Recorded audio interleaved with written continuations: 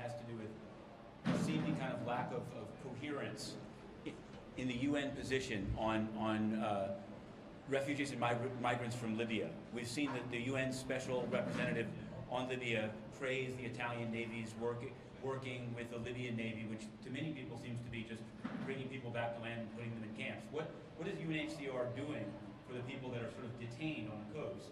And what do you think, is the system in fact coherent in the sense of the same message on both sides? And I have a separate question about Burundi. I just wanted to ask, there were these Burundian refugees or migrants, whichever you call them, I think they're refugees, killed in the DRC.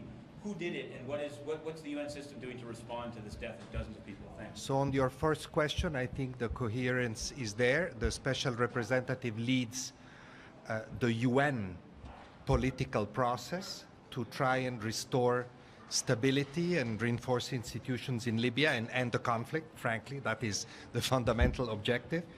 And organizations like UNHCR and IOM, because that's really a mixed flow that we're talking about, are reinforcing their presence in Libya.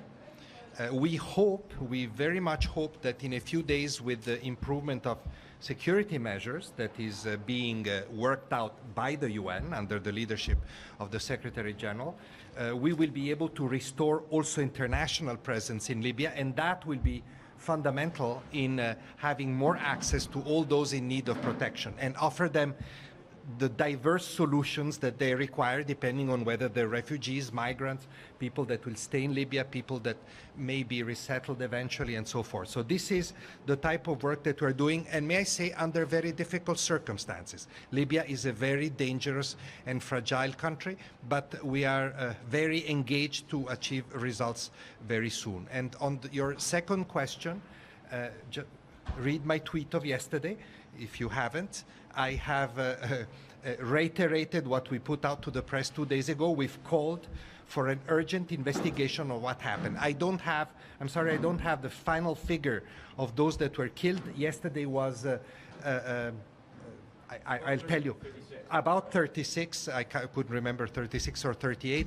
And it is very, very tragic and serious incident. Those were refugees. And they were killed by armed fire. We don't know exactly the circumstances, but we've called on the authorities of the Democratic Republic of Congo to investigate. We've also called, and that's very important, to protect all the other Burundian refugees that are in that group, and to avoid at all cost any refoulement, any pushback into Burundi.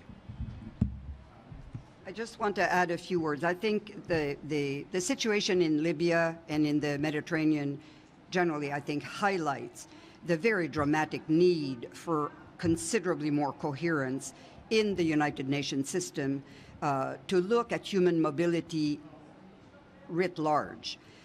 The protection that is provided for refugees has no formal counterparts when it comes to people on the move who in reality often finds themselves in exactly this same kind of terrible, unconscionable predicament.